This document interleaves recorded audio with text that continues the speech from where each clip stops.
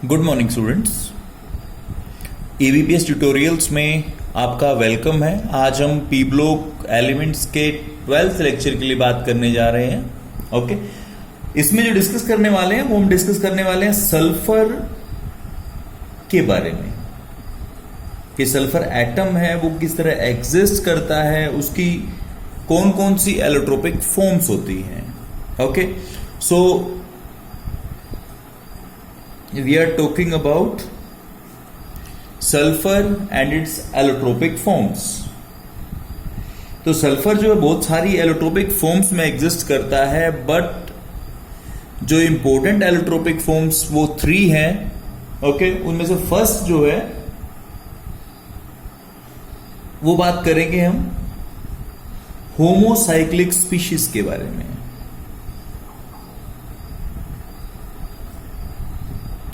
Homocyclic species जिनके अंदर 6 to 20 sulphur atoms हैं, उनके बारे में पहले बात करेंगे हम। ओके, तो इसकी जो टाइप्स हैं मैं उनके बारे में बात करने वाला हूं अभी। ओके, फर्स्ट जो मेरे पास है वो है रोम्बिक सल्फर।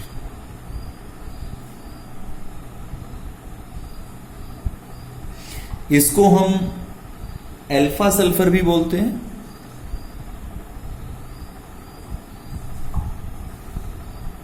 तो इसके बारे में पहले कुछ बात करेंगे हम। अगर मैं रोम्बिक सल्फर की प्रिपरेशन की बात करूं तो उस केस में हम क्या करते हैं कि कार्बन डाइसल्फाइड के अंदर सल्फर को डालते हैं। ओके, इन सबको एक चाइना डिश में रखते हैं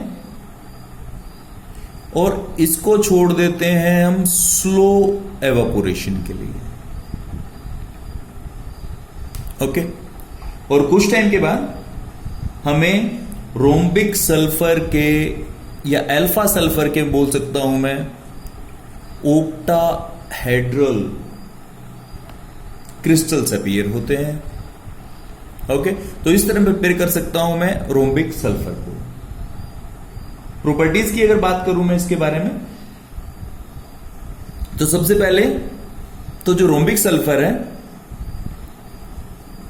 ये सबसे ज्यादा स्टेबल एलोट्रोपिक फॉर्म्स में से एक है रूम टेम्परेचर के ऊपर। ओके,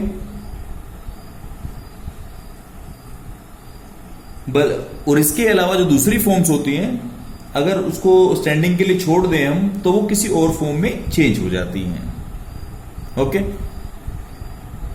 जो रोम्बिक सल्फर है दैट इज नॉट सोल्यूबल यानी insoluble in water. Okay, but it is soluble in benzene, alcohol and ether. इन सब में ये क्या होती है, सोल्यूबल होती है। ओके, और इसको हम कार्बन डाइसल्फाइड में भी इजीली सोल्यूबलाइज हम कर लेते हैं। ओके, अगर मैं बात करूं कंडक्टिविटी के लिए तो काफी कम, have little conductivity, little electrical as well as thermal conductivity। Okay, और इसकी स्पेसिफिक ग्रेविटी की अगर बात मैं करता हूं तो ये होती 2.06 ग्राम पर सेंटीमीटर क्यूब। ओके, तो ये जो बात कर रहा था ये सब मैं बात कर रहा रोम्बिक सल्फर के लिए। इसके बाद मैं सेकेंड फॉर्म पे शिफ्ट होता हूं, वो है मेरी मोनोक्लिनिक सल्फर।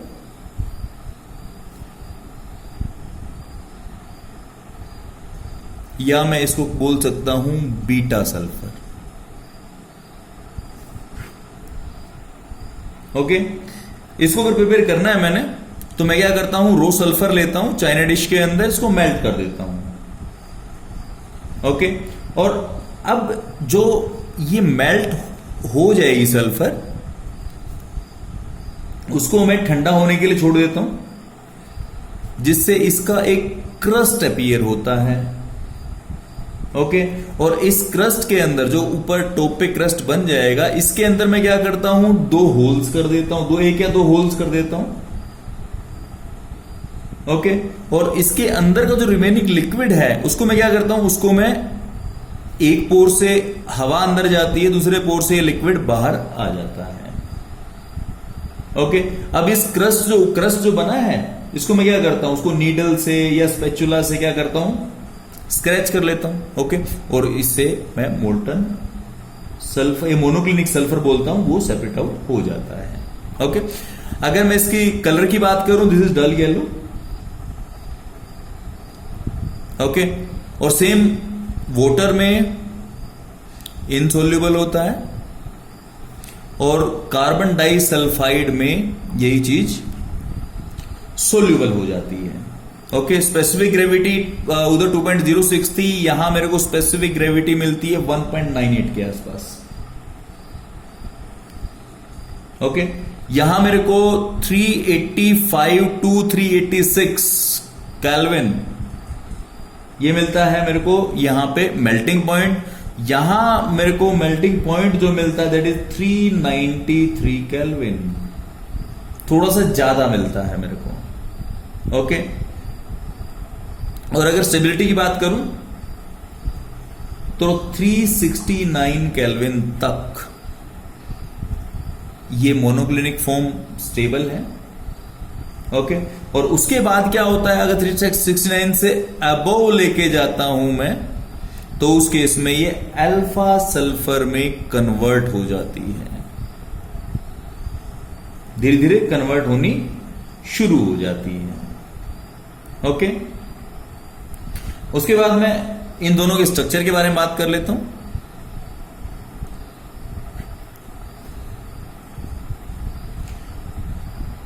तो अगर दोनों की बात मैं करता हूं, दोनों के दोनों rhombic sulphur as well as monoclinic sulphur, दोनों के दोनों मोलिकुलर सॉलिड हैं सबसे पहले, ठीक है।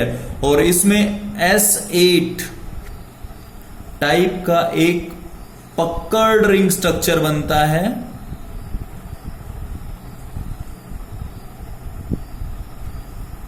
ठीक है, जिसकी शेप क्राउन की शेप की होती है। ओके। तो अगर उस स्ट्रक्चर की बात करूं तो स्ट्रक्चर कुछ इस टाइप से होता है। S8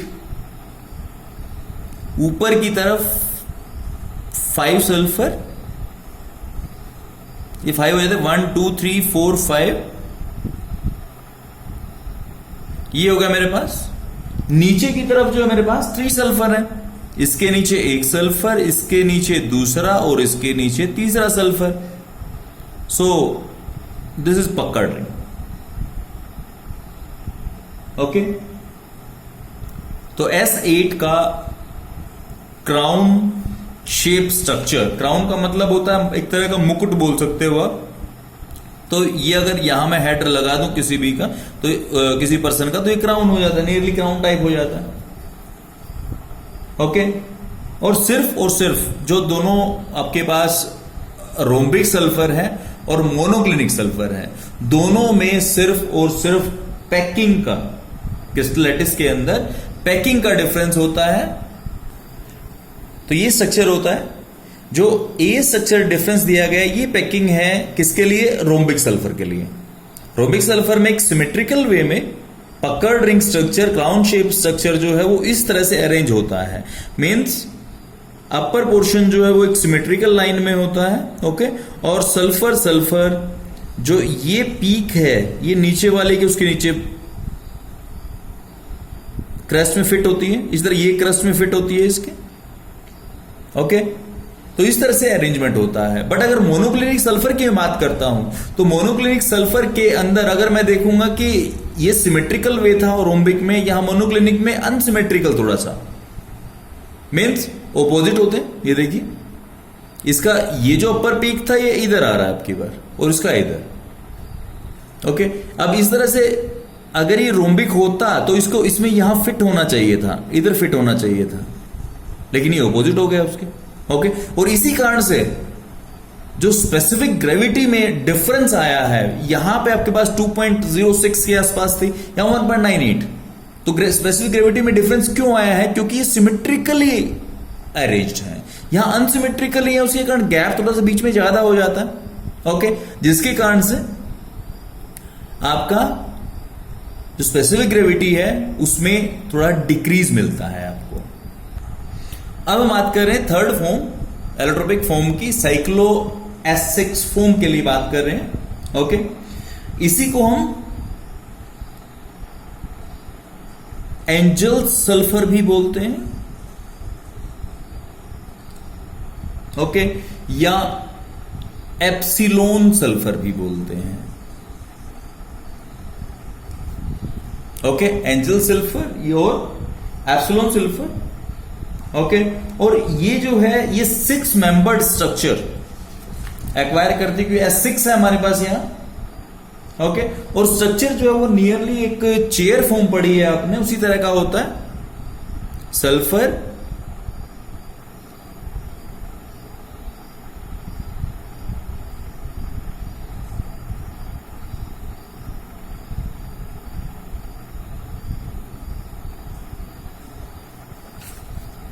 ये चीज होती है cyclic S6 allotropic form of sulphur. Okay, यहां एंगल जो है वो 102.2 होता है और 205.7 पिकोमीटर जो है वो इसकी बॉन्ड लेंथ होती है। ओके, अब मैं बात करता हूं इसकी प्रिपरेशन के लिए। इसको प्लास्टिक सल्फर भी बोलते हैं, सॉरी प्लास्टिक सल्फर नहीं बोलते इसको, पॉलीमर को बोलते हैं। ओके, तो इसको तो सिर्फ एंजल सल्फर या एप्सिलोन सल्फर बोलते हैं। ओके, प्रिपरेशन के लिए बात करता हूं मैं इसको सल्फर के वेपर्स को कंडेंस करके बनाया जा सकता है। ओके, तो ये आपके पास है थर्ड एलोट्रोपिक फॉर्म। इसके अलावा डिफरेंट चेन पॉलीमर्स भी एग्जिस्ट करते हैं, जिसको कैटिना SN सल्फर बोलते हैं। इसके अलावा बात कर रहे हैं कैटिना SN सल्फर। कैटिना वर्ड जो लिया गया कैटिनेशन से लिया गया है। कैटिनेशन का मीनिंग सेल्फ लिंकिंग प्रॉपर्टी होता है। ओके, SN का मीनिंग क्या है कि N number of sulphur atoms वो अटैच्ड है। ओके, इसको कैटिना SN सल्फर को इसको प्लास्टिक सल्फर बोलते हैं, और या फिर इसको X सल्फर भी बोल देते हैं बहुत बार। ओके, अब मैं बात करता हूं उसकी प्रिपरेशन के लिए। मैं क्या करता हूं, मोल्टन सल्फर को मैं पोर करता हूं किसमें, कोल्ड वाटर में। ओके, और इससे क्या होता है, एक रबरी मास, रबर की तरह का मास जो है वो अपीयर होता है। ओके, और इस रबरी मास को हम क्या बोलते हैं, प्लास्टिक सल्फर।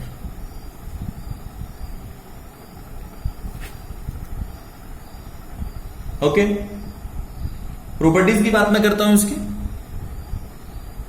SN सल्फर के लिए बात कर रहे हैं हम, प्लास्टिक सल्फर के लिए बात कर रहे हैं हम। ओके, तो एमोर्फस फॉर्म ऑफ सल्फर है फर्स्ट।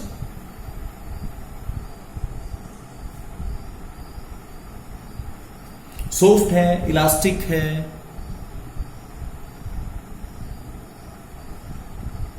ओके, और अगर मैं इसको स्ट्रैप करता हूं, मैं स्ट्रेच करता हूं, स्ट्रेच करने में क्या होगा, ये ट्रांसपेरेंट येलो थ्रेड्स की फॉर्म में एक्सटेंड हो जाता है। ओके, और जिससे पहले वाले जितने भी सल्फर के एलोट्रोप थे वो सोल्यूबल इन कार्बन डाइसल्फाइड थे, बट इसके लिए क्या है कि येलो थ्रेड जो बनता है this is insoluble in carbon disulphide as well as water. Water पहले वाले वाटर में इनसोल्यूबल थे और कार्बन डाइसल्फाइड में सोल्यूबल थे, बट ये जो है ये आपके पास कार्बन डाइसल्फाइड और वाटर दोनों में इनसोल्यूबल है। ओके, इसके पास शार्प मेल्टिंग पॉइंट नहीं होता, रेंज ऑफ मेल्टिंग पॉइंट होता है और स्पेसिफिक ग्रेविटी होती है इसकी 1.95 ग्राम पर सेंटीमीटर क्यूब, मीन्स पहले से डिक्रीज हो गई है। ओके, प्लास्टिक सल्फर जो है उसको सुपर कूल्ड लिक्विड मैं एज्यूम करता हूं, ओके, एज्यूम करता हूं, और इसके जिगजैग चेन्स होती है। जिगजैग का मीनिंग क्या है कि सल्फर की चेन्स जो है वो कॉर्नर पे मैं सल्फर रख के चल रहा हूं, ऐसे ऐसे ऐसे ऐसे ऐसे, ये zigzag, this type of chains are there. हर कॉर्नर के ऊपर सल्फर पड़ा है। ओके, कई बार S8 होती है या इससे ज्यादा भी हो जाता है, ऐसा कुछ फिक्स नहीं है, तो इसलिए मैं SN सल्फर बोलता हूं उसको। ओके, और SN सल्फर के अलावा कुछ छोटी chains means S2, S3, S4 तक भी एग्जिस्ट करती हैं। ये अनस्टेबल मॉलिक्यूल होते हैं। ओके, और जो एग्जिस्ट करते हैं different concentration of liquid sulphur high temperature के ऊपर इनकी एग्जिस्ट करती है। ओके, तो ये आपके पास था सल्फर के एलोट्रोप्स के बारे में। नेक्स्ट जो कंपाउंड हमारे पास है वो है सल्फर डाइऑक्साइड। प्रिपरेशन की अगर बात करता हूं, S8 प्लस O2, सल्फर को सीधा हीट कर दीजिए, SO2 बन जाएगा। ओके,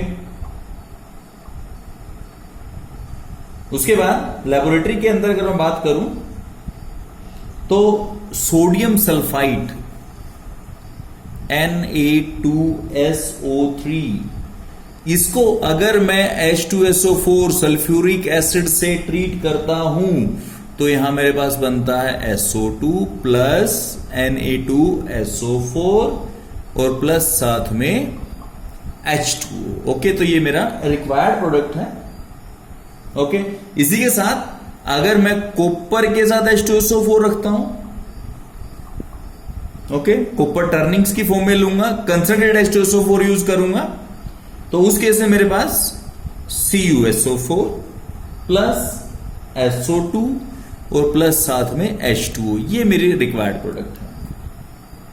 ओके, इंडस्ट्री के अंदर अगर बात करूं तो मोस्टली जो सल्फर डाइऑक्साइड FeS2 से प्रिपेयर किया जाता है, इसको हम FeS2 को ऑक्सीडाइज कर देते हैं in the presence of oxygen. यहां से बनता है आपके पास Fe2O3 प्लस SO2। ओके, इस सल्फर डाई गैस को हम ड्राई करते हैं,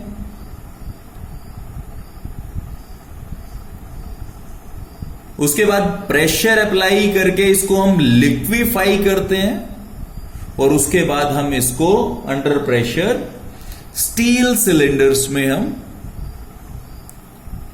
स्टोर कर लेते हैं। ओके, तो ये आपके पास प्रिपरेशन मेथड्स हैं सल्फर डाइऑक्साइड के लिए। अब मैं बात कर रहा हूं सल्फर डाइऑक्साइड की प्रॉपर्टीज। जैसा कि हमें पता है कि नॉन मेटल के ऑक्साइड्स हैं, तो नो डाउट एसिडिक नेचर तो इनका होना ही चाहिए, जिसको हम डिस्कस करेंगे। ओके, तो पहली बात मैं करता हूं बात कलर के लिए। ये एक कलरलेस गैस है। ओके, स्मेल जो होती है वो इसकी पंजेंट स्मेल होती है और वाटर में हाईली सोल्यूबल होती है।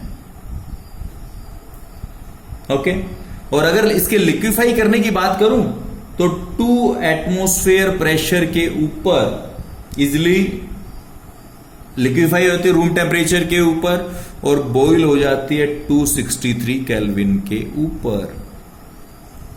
ओके, तो ये इसकी फिजिकल प्रॉपर्टीज के बारे में जस्ट डिस्कस किया हमने। अब मैं जो मेन आता हूं वो आता हूं एसिडिक नेचर के ऊपर। ठीक है, सल्फर डाइऑक्साइड क्या होता है, वाटर में डिसॉल्व होती है और बनाती है H2SO3।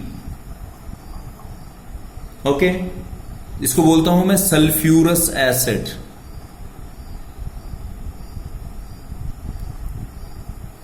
ओके, तो इसका मतलब मैं ये भी कह सकता हूं कि SO2 में H2O मिलाने के बाद मेरा सल्फ्यूरस एसिड बनता है। अगर सल्फ्यूरस एसिड में से मैं वाटर को रिमूव कर लूं तो सल्फर डाइऑक्साइड है। ओके, इट मींस इस SO2 को मैं क्या बोल सकता हूं? एनहाइड्राइड ऑफ सल्फ्यूरस एसिड, ये भी बोल सकता हूं मैं। ओके, सल्फर डाइऑक्साइड का एक्वा सॉल्यूशन एसिडिक है क्योंकि सल्फ्यूरस एसिड बन रहा है। ओके, और एसिड का जैसा कि आपको पता है कि वो ब्लू लिटमस को कैसा करते हैं? रेड कर देते हैं। ओके, एसिडिक नेचर है तो नो डाउट रिएक्शन बेस के साथ होनी चाहिए। तो उसी कैटेगरी में बेस से मैं क्या करता हूं? SO2 को ट्रीट करता हूं। ओके, यहां से बनता है Na2SO3 plus water, sodium sulphide plus water बन जाता है।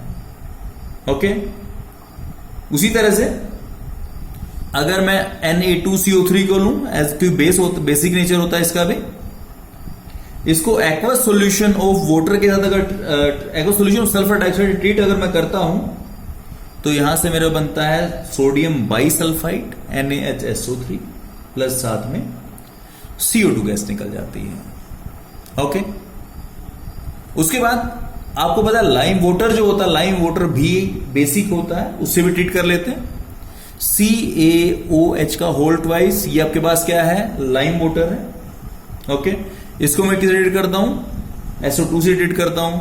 यहां से बनता है मेरे पास CaSO3, Ca यहां से, SO2 यहां से, एक ऑक्सीजन यहां से, और प्लस साथ में वाटर निकल जाता है। ओके, इसका जो कलर होता है दिस इज मिल्की, जो सॉल्यूशन होता है उसमें मिल्कीनेस आ जाती है इसकी वजह से। ओके, तो ये हुई एसिडिक नेचर के बारे में बात। इसके बाद हम जो बात करने जा रहे हैं वो सपोर्टर और नॉन सपोर्टर ऑफ कंबशन। तो क्लियरली स्पीकिंग SO2 जो है वो नॉन सपोर्टर ऑफ कंबशन होती है। ओके, SO2 ना खुद जलती है ना किसी को सपोर्ट करती है। ओके, इसके अलावा कुछ सब्सटेंसेस जैसे hot carbon, lighted magnesium ribbon या हीटेड पोटेशियम मेटल, इसकी प्रेजेंस में जलते रहते हैं, वो कोई इशू नहीं है। Mean C plus SO2, CO2 plus S, Mg plus SO2, MgO plus S। Okay, ये किस कारण होता है? क्योंकि जो रिएक्शन है इनकी हाई हीट ऑफ रिएक्शन होती है, जो क्या करती है, जो SO2 को डिसोशिएट करके सल्फर और ऑक्सीजन में कन्वर्ट कर देती है। और ये ऑक्सीजन अब इन दोनों को, या जो भी मेटल हमने पोटेशियम की बात करी, कार्बन की बात की, मैग्नीशियम की बात की, इनको अब ये बर्निंग में हेल्प करती है। ओके, मींस डायरेक्टली सपोर्ट नहीं करती, ठीक है, बट हाई टेम्परेचर के ऊपर SO2 S और O2 में डिकम्पोज करती है, अपना काम करती है उस तरह से। ओके, इसके बाद हम बात कर रहे हैं रिड्यूसिंग प्रॉपर्टीज के बारे में। मॉइस्चर की प्रेजेंस में SO2 act as reducing agent, reducing agent नहीं बल्कि गुड रिड्यूसिंग एजेंट की तरह काम करती है। ओके, रीजन क्या होता है? क्योंकि मॉइस्चर की प्रेजेंस में SO2 क्या करती है? SO2 नेसेंट हाइड्रोजन रिलीज करती है, और ये नेसेंट हाइड्रोजन रिस्पॉन्सिबल होता है किस चीज के लिए? दूसरे के रिडक्शन के लिए। ओके, तो अब कुछ रिडक्शंस के एग्जांपल ले लेते हैं। ये तो रिएक्शन चलेगी हमारी। अब मैं बात कर रहा हूं फर्स्ट रिड्यूसिंग एजेंट की तरह, जैसे जहां SO2 काम करता है वाटर की प्रेजेंस में, हैलोजन टू हैलोजन एसिड। इसकी बात मैं कर लेता हूं। ओके, तो सबसे पहले chlorine plus H2O, this is giving me HCl plus oxygen. Okay, और ये oxygen SO2 plus H2O plus nascent oxygen, this is giving me H2SO4। Okay, Cl2 2HCl balance है ऑलरेडी इक्वेशन, ये भी बैलेंस है already. Add कर देता हूं, ये होगा Cl2 plus SO2 plus 2H2O, this is giving me 2HCl plus H2SO4। Okay, तो ये इक्वेशन मेरे पास है। ओके, इसी तरह से अगर मैं बात करता हूं कि decolourisation of pink violet colour of acidified KMnO4, KMnO4 क्या होता है, डीकलराइज हो जाता है, means violet colour pink colour जो भी होता है वो उसका डिसअपियर हो जाता है। ओके, तो उसके अंदर सबसे पहले KMnO4 plus H2SO4, this is giving me K2SO4 plus MnSO4 plus H2O और प्लस साथ में नेसेंट ऑक्सीजन। इस इक्वेशन को बैलेंस करता हूं मैं, 3 यहां आ जाता है, K2 2K है, Mn में आपके पास 2 MnSO4 आ जाता है, 3 H2O plus 5 nascent oxygen. Okay, अब ये ऑक्सीजन कौन एब्जॉर्ब करता है, SO2 plus H2O, H2SO4, 5 nascent oxygen है या 1 नेसेंट ऑक्सीजन, पूरी इक्वेशन को 5 से मल्टीप्लाई कर देता हूं, ऐड कर देता हूं 5 nascent oxygen, 5 nascent oxygen cancel हो जाती है, मेरे पास रहता है 2 KMnO4 जिसका पिंक वायलेट कलर था, plus 5 SO2 plus 2 H2O, this is giving me K2SO4 plus MnSO4 plus 2 H2SO4, और इसका कलर जो होता है वो होता है कलरलेस। इट मीन्स KMnO4 के पिंक से या पिंक वायलेट से आप किस में चले गए हो, कलरलेस के लिए चले गए हो। ओके, तो ये इक्वेशन जो मेरे पास है वो इक्वेशंस हैं रिड्यूसिंग प्रॉपर्टी के लिए। ओके, उसके बाद एक दो इक्वेशन और बात कर लेते हैं हम। Third, it reduces ferric salt to ferrous salts, ferric salt to ferrous salts की हम बात कर लेते हैं।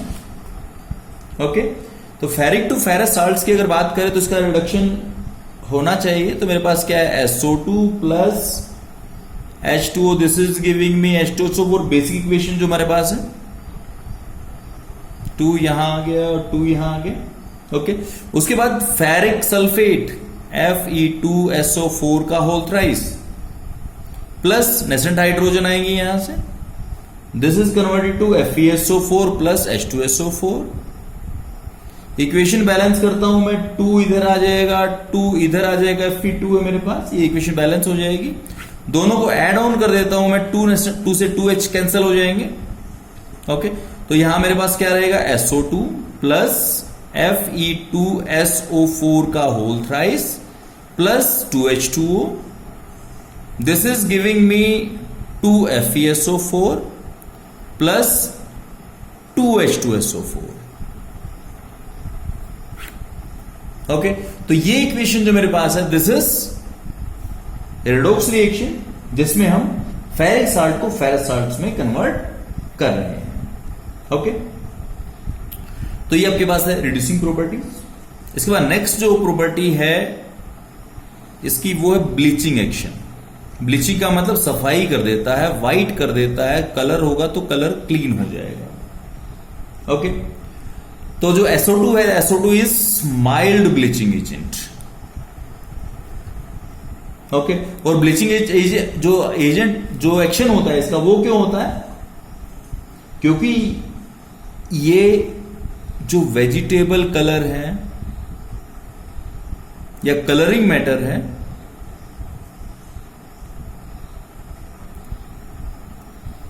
उसको रिड्यूस कर देती है। जो हाइड्रोजन नेसेंट हाइड्रोजन निकलती है वो उसको कलरलेस वेजिटेबल मैटर में ब्लीच कर देती है। ओके, उसके बाद नेक्स्ट जो मेरे पास है वो ऑक्सीडाइजिंग प्रॉपर्टीज। ऑक्सीडाइजिंग प्रॉपर्टी भी शो करता है, माइल्ड ऑक्सीडाइजिंग एजेंट है। ओके, और जब स्ट्रॉन्ग रिड्यूसिंग एजेंट से रिएक्ट करता है तो ये अच्छा ऑक्सीडाइजिंग एजेंट काम करता है। For example H2S plus SO2, this is giving me 2H2O plus sulphur. Equation को बैलेंस कर 2H2O 2H2S हो जाएगा। ओके, तो अगर SO2 रिएक्ट करे किससे, H2S से, ठीक है, तो ये एज ए ऑक्सीडाइजिंग एजेंट काम करता है। और सल्फर को S2 माइनस था यहां, उसको S0 में ऑक्सीडाइज कर देता है। ओके, एक्टिव मेटल्स हैं बहुत सारे, वो ऑक्सीडाइज हो जाते हैं। Mg प्लस SO2 बोल सकता हूं मैं, तो क्या होगा, MgO प्लस MgS, ये हो जाता है। ओके, तो इस तरह कुछ एक्टिव मेटल्स को भी ऑक्सीडाइज कर देता है। ओके, और अगर मान लो मैं CO को SO2 से ट्रीट करूं, कार्बन मोनोऑक्साइड को SO2 से, तो ये क्या होता है, ये उसको ऑक्सीजन दे देता है और ये CO2 में कन्वर्ट हो जाता है और इधर से ये सल्फर में कन्वर्ट हो जाता है। ओके, तो ये जो रिएक्शंस हैं, ये रिएक्शंस हैं oxidising properties for the SO2। Okay, इसके बाद हम जा रहे हैं एडिशन रिएक्शंस के ऊपर। अगर मैं SO2 में ऑक्सीजन ऐड कर दूं तो क्या बन जाएगा, SO3। ओके, और ये रिएक्शन होती है V2O5 वेनेडियम पेंटोक्साइड की 773 केल्विन के ऊपर, या प्लेटिनाइज एस्बेस्टस लेते हैं इसके लिए। ओके, उसके बाद इसी तरह की SO2 प्लस Cl2, तो क्या बनेगा, SO2Cl2, इसको बोलते हैं हम सल्फ्यूराइल क्लोराइड। ये क्लोरीनेशन के लिए काफी यूज होता है। ओके, इसके बाद जो है हम बात करते हैं सोडियम परऑक्साइड। इसको अगर एसोसिएट करें तो यहां बनेगा Na2SO4। ओके, तो ये भी एक एडिशन रिएक्शन का एग्जांपल है। ओके, उसके बाद बात करता हूं स्ट्रक्चर ऑफ SO2। पहले भी डिस्कस कर चुके हैं, कुछ इस तरह का स्ट्रक्चर आपको मिलता है किसके लिए, SO2 के लिए। ओके,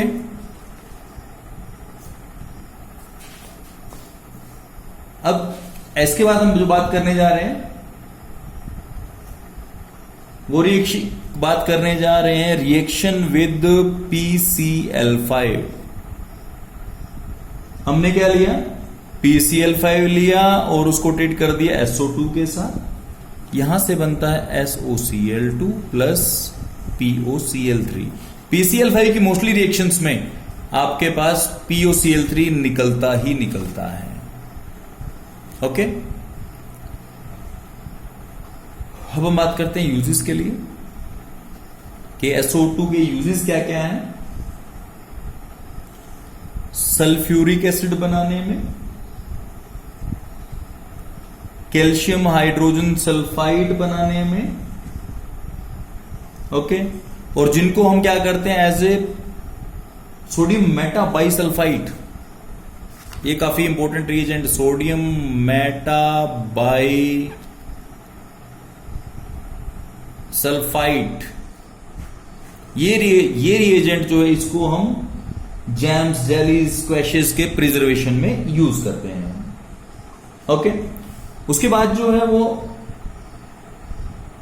पेट्रोलियम की रिफाइनिंग में इसका यूज होता है।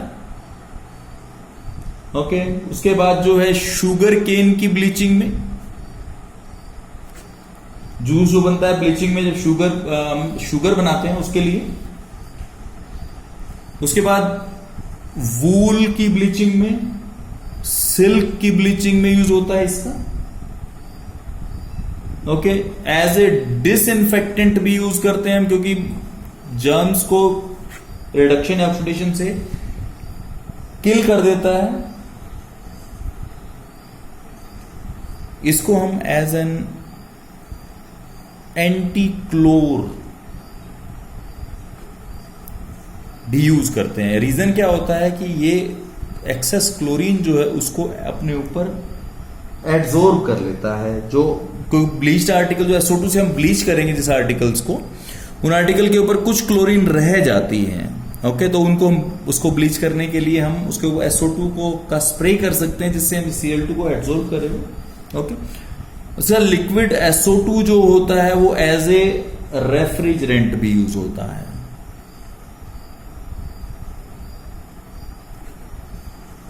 ठीक है, एज ए सोलवेंट भी यूज होता है, जिसके अंदर हम बहुत सारे जो आपके ऑर्गेनिक और इनऑर्गेनिक केमिकल्स हैं उनको हम डिसोल्व कर सकते हैं। ओके, तो ये यूजेस हैं। ठीक है, SO2 कंप्लीट है। और अब हम बात कर रहे हैं ऑक्सो एसिड्स ऑफ सल्फर। ठीक है, इसमें जो मेन है वो है H2SO3, H2SO4, H2S2O3, H2S2O4, H2S2O5, H2S2O7, H2S2O8 और इसके साथ ही एक H2SO5 भी है। ओके, बहुत सारे एसिड्स में अनस्टेबल है, उनको आइसोलेट तक नहीं कर सकते हैं, वो सिर्फ एक्वस सॉल्यूशन या साल्ट की फॉर्म में हमें मिलते हैं। ओके, इनमें से कुछ ही ऑक्सो एसिड्स काफी इंपॉर्टेंट है, उनके स्ट्रक्चर के बारे में बात कर लेते हैं, क्योंकि एग्जाम पॉइंट ऑफ व्यू से इनके स्ट्रक्चर काफी इंपॉर्टेंट है। ओके, और ये H2SO4 जो है इसको हम इसके बाद एज ए रिएजेंट या इसको डिटेल में डिस्कस करेंगे, क्योंकि रीजन ये है कि H2SO4 काफी इंपॉर्टेंट है। ओके, तो उसको नेक्स्ट लेक्चर में डिस्कस करेंगे, बट अभी जो है वो हम इन ऑक्सो एसिड्स के स्ट्रक्चर के बारे में बात कर लेते हैं। तो हम बात करने जा रहे हैं स्ट्रक्चर्स के बारे में। ये मेरे पास H2SO3 है, सल्फ्यूरस एसिड बोलता हूं जिसको मैं। सल्फर के साथ में OH डबल बॉन्ड O, एक लोन पेयर होता है। ओके, +4 ऑक्सीडेशन स्टेट में सल्फर होता है यहां। H2SO4 OH double bond O बोलता हूं इसको मैं। Okay, basically these bonds are coordinate bonds. जो ये वाले बॉन्ड होते हैं, डबल बॉन्ड O मैं बोल रहा हूं क्योंकि सल्फर जनरली डाइवेलेंट होता है, 2 बॉन्ड्स बनाता है। ओके, बट क्योंकि एस सल्फर के अंदर D ऑर्बिटल प्रेजेंट होता है तो उस केस में कोऑर्डिनेट बॉन्ड बनाता है। ओके, इसके साथ ही सल्फ्यूरिक एसिड +6 ऑक्सीडेशन स्टेट में है। साथ में मैं थायोसल्फ्यूरिक एसिड, इसमें क्या हुआ, इसमें सेंट्रल सल्फर है, वो सल्फर तो एग्जिस्ट करता ही करता है, बट साथ में जो सल्फ्यूरिक एसिड में 2 क्या आए थे मेरे पास, ऑक्सीजन आए थे, वहां से एक ऑक्सीजन हटके वहां सल्फर आ जाता है। This called thiosulphuric acid. है बिल्कुल सल्फ्यूरिक एसिड जैसा ही, बट थायो वर्ड यूज होता है, वो होता है सल्फर के लिए, एडिशनल सल्फर के लिए। ठीक है, तो सल्फ्यूरिक एसिड टोटल है, बट एक सल्फर की थायो आ गया, सल्फर आ गया। ओके, अब मैं बात कर रहा हूं H2S2O8 के लिए, +6 ऑक्सीडेशन स्टेट पर oxo di sulphuric acid, Marshall's acid भी बोलते हैं इसको। ओके, इसके अंदर क्या हुआ है कि 2 सल्फ्यूरिक एसिड मॉलिक्यूल, अगर इसको मैं H रख लूं और इसको H रख लूं तो इधर भी सल्फ्यूरिक एसिड है, इधर भी सल्फ्यूरिक एसिड है। ओके, बट मैं 2 H को निकाल दिया है। ओके, उनके बीच से जो वैलेंसी फ्री हुई ऑक्सीजन की उसमें उसको डायरेक्टली अटैच कर दिया है, दिस मार्शल्स एसिड। ओके, उसके बाद डाइथायोनिक एसिड की बात करते हैं। डबल सल्फर आ चुका है इसमें। ओके, और सल्फर डायरेक्टली कनेक्टेड है, H2S2O6 प्लस 6 ऑक्सीडेशन स्टेट के अंदर है।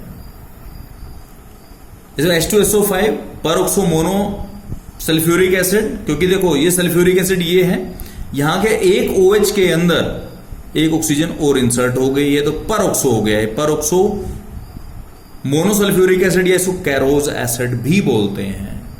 Okay, and finally pyrosulphuric acid H2S2O7। Okay, कि दो सल्फ्यूरिक एसिड मॉलिक्यूल हैं जिनमें से मैंने क्या एक वाटर को बाहर निकाल दिया है, जिसका पायरोसल्फ्यूरिक एसिड को ओलियम भी बोलते हैं, प्लस 6 ऑक्सीडेशन स्टेट में दोनों सल्फर हैं।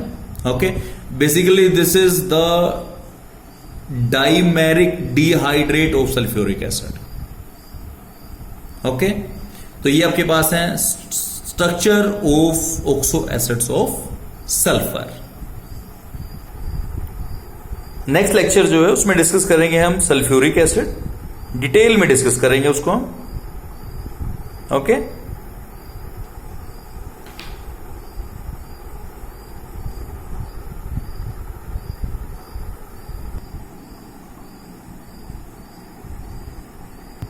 Okay, thank you and have a nice day.